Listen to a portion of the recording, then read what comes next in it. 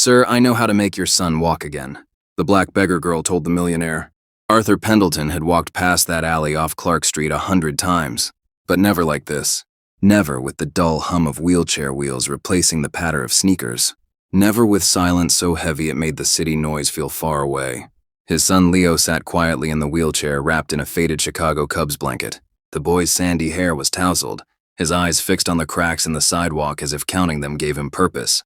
He was 10 years old, but he hadn't stood in over 18 months. Arthur, once named the man who flipped Chicago by Forbes, had built a real estate empire from broken buildings and boarded-up blocks. He had turned blight into billion-dollar views, but all the money, all the influence, couldn't restore movement to the legs his son had lost after a skiing accident in Vale. The doctors had been precise. T6 vertical fracture with spinal cord trauma. Permanent damage. The words had replayed in Arthur's head like a broken record that mocked him with every tick of the second hand. Hope once his fuel had become his tormentor. That's when he heard the voice. "Sir," the girl said again, clearer this time. "I know how to make your son walk again." Arthur turned, his grip tightening on the push handles of the chair. He expected some adult hustler, someone trying to sell a miracle oil or new age scam, but instead, a small girl stepped out from behind a dented recycling bin. She looked maybe 8, brown skin, big brown eyes that carried weight far beyond her years. Her hoodie was torn at the elbow, jeans smeared with city grime, and she wore shoes held together with duct tape, but her posture was straight, her voice steady. "Excuse me?" Arthur asked, his voice a mix of irritation and disbelief. "I said I can help your son," the girl repeated. "My name's Anya. I live in the church shelter on Wells. I saw you two yesterday. He looked really sad." Leo glanced at her, not with fear or pity, but curiosity. It was the first time in days Arthur had seen him look at anything with interest. "You've been watching us?" Arthur asked. "Only a little," she said, shifting her weight. "I sit on the corner most days. A lot of people walk by, but you stopped. You picked up a glove he dropped. You didn't just rush away. I figured you might listen." Arthur frowned, glancing down at Leo, who was still watching the girl. "My son's injury isn't sadness, young lady. It's neurological damage.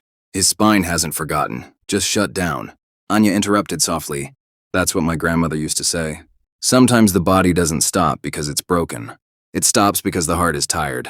Arthur was about to dismiss her when Leo's small voice broke in. "Dad, maybe we could go just see."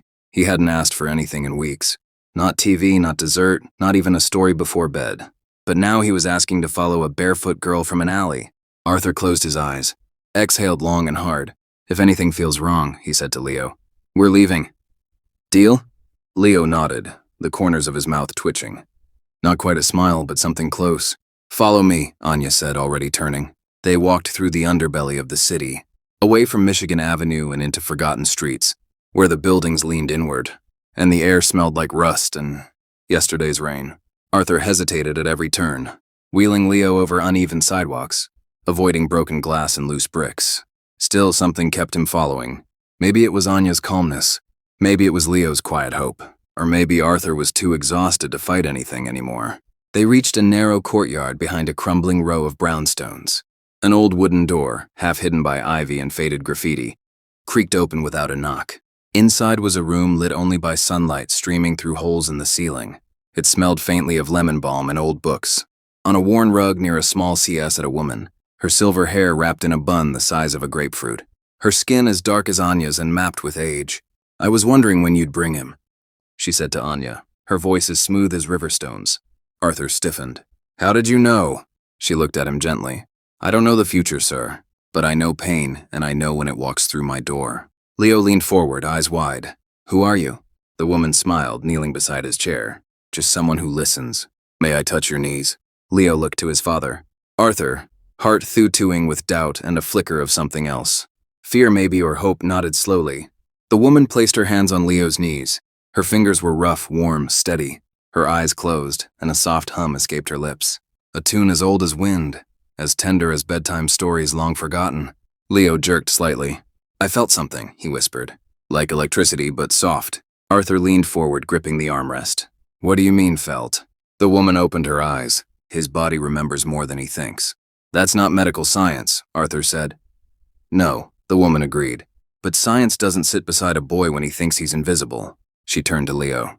"Do you want to try to stand?" Leo swallowed, then nodded. She helped him carefully. His legs wobbled. His arms shook. Arthur lurched forward, but the woman stopped him with a raised hand. Leo's left foot shifted, then the right. He stood. Arthur fell to his knees, eyes burning. "Leo," he whispered.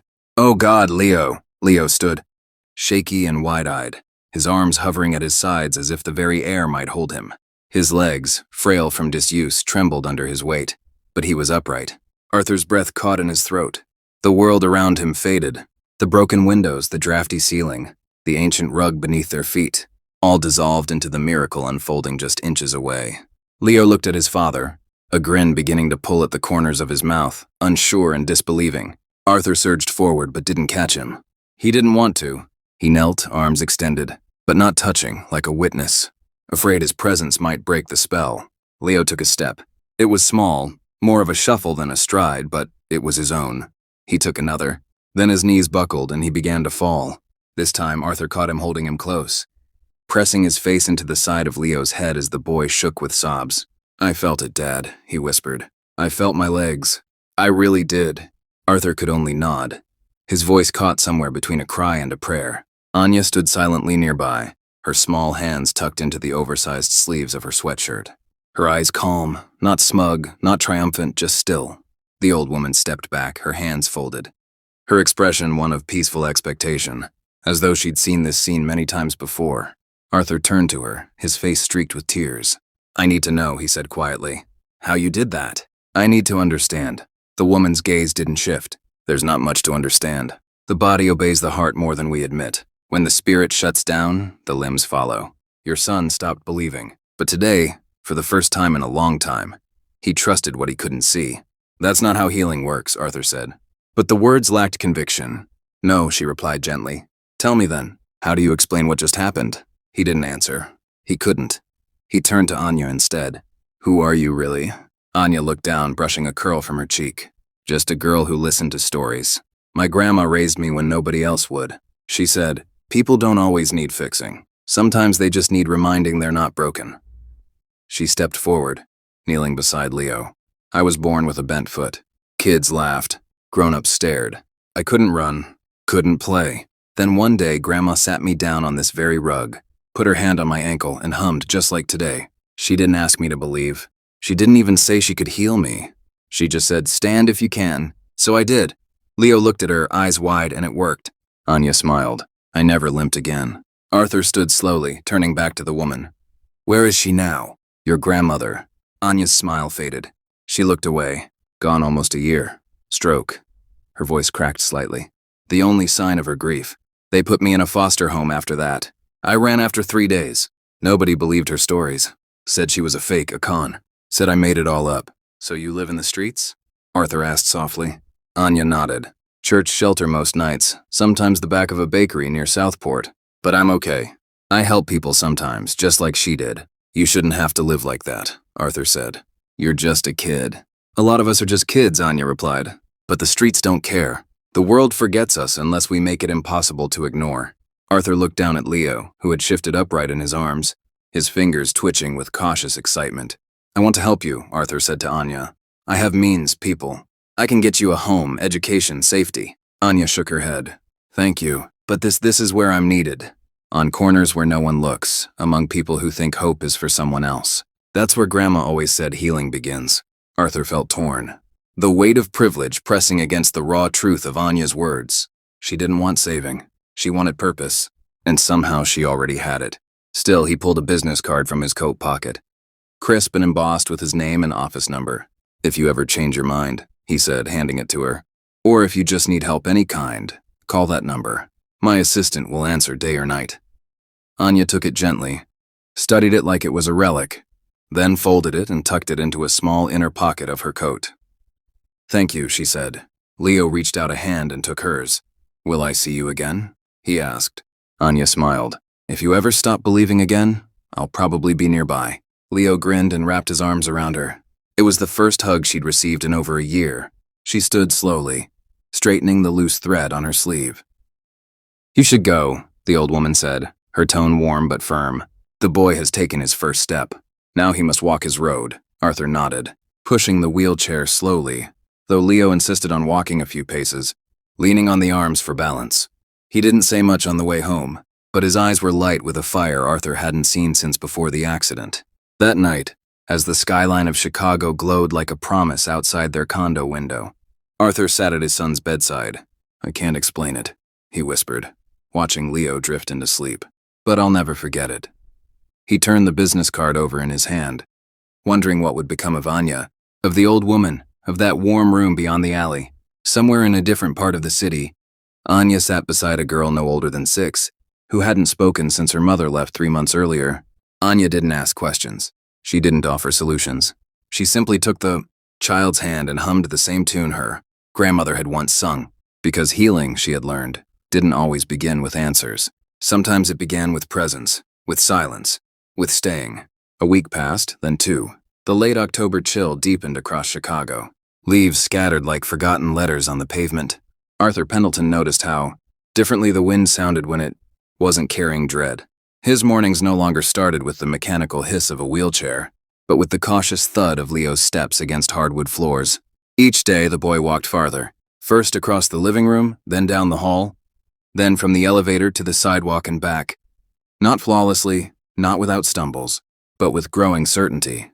His therapists, who had long since adopted a tone of polite hopelessness, now watched in disbelief as Leo described feeling in his calves, tingling in his thighs, a strange sense of returning. Arthur had tried to explain what happened. Once at the Children's Hospital in Hyde Park, in a room full of specialists, their response had been a mix of curiosity, skepticism, and thinly veiled dismissal. Psychosomatic response, one doctor said, perhaps a reactivation of dormant motor function triggered by trauma-induced stimulation, another added. None could explain why the first signs of movement came not after a clinical procedure, but from a stranger's touch and a child's belief. Arthur stopped trying to justify it. Some things, he decided, just are. And what mattered wasn't how Leo had started walking again, but that he had. One cold afternoon, Arthur returned early from a board meeting. He found Leo in the living room practicing small, slow squats with a resistance band. The boy looked up, grinning, cheeks flushed from effort. "Guess what?" he asked us. "Coach Parker said I might be able to try out for junior basketball in the spring." He said, "I have motor memory on my side." Arthur smiled, but his mind was elsewhere. He was thinking about Anya, about the tiny figure with worn-out shoes and an old soul, whose words had cracked open a door no doctor could force. He realized then that he couldn't let her disappear into the city's folds like smoke and wind. That evening, he called the number on the card he'd given her. A week passed, no answer. He tried shelters, soup kitchens, churches on the south side. He walked streets he hadn't walked in years, asked questions he'd once believed were beneath him. No one knew where she'd gone.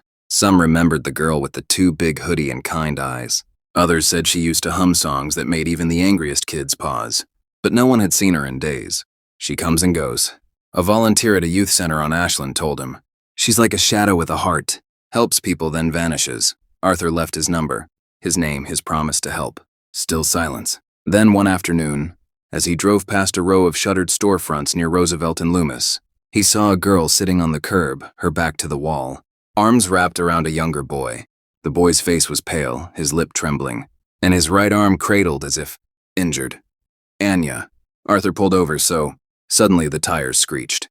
He stepped out slowly, careful not to startle them. "Anya," he said, voice low. She looked up, startled at first, then smiled softly. "You found me." I've been looking," Arthur said. "I couldn't stop thinking about you." Anya helped the little boy adjust his grip on his arm, then stood. "This is Jaden. He fell off a dumpster yesterday. Arm might be sprained. I've been keeping an eye on him." Arthur looked around. No adults, no phones, no help. "You can't keep doing this on the street," he said. "Let me help you, please." Anya shook her head. "This is where people hurt. It's where Grandma helped.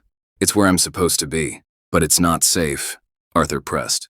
"You're still a child. You deserve— You think I don't want warm beds or food that's not from the back of a market?" She interrupted gently. "I do.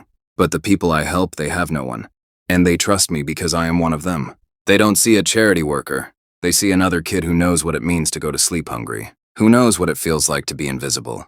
Arthur sighed, defeated but deeply moved. "At least let me give you options. A place to go when it's too cold, somewhere safe. I'm not asking you to change your mission, just to not forget yourself in it." Anya looked at Jaden, then at Arthur. Slowly, she nodded. Okay, a number. Maybe a key to somewhere safe. That's fair. Arthur handed her a folded envelope. There's a debit card in there. Unlimited balance. It's yours. No questions asked. Also, a key to an apartment on the north side. Fully stocked just in case. Anya didn't thank him. Not out of rudeness, but because she knew what real help looked like. Not pity. Not pity disguised as charity, but quiet, sustained presence. You know, she said after a moment. Grandma used to say the city's heart is loudest in its quietest places. I think that's what you heard that day. Not me, just the heart. Arthur smiled, his throat tight. You remind me of someone I used to be before I got lost in steel and numbers. Anya laughed softly. Well, maybe you found your way back. They stood there, the unlikely pair. A millionaire and a beggar girl joined by something no ledger could tally. Will I see you again? Arthur asked.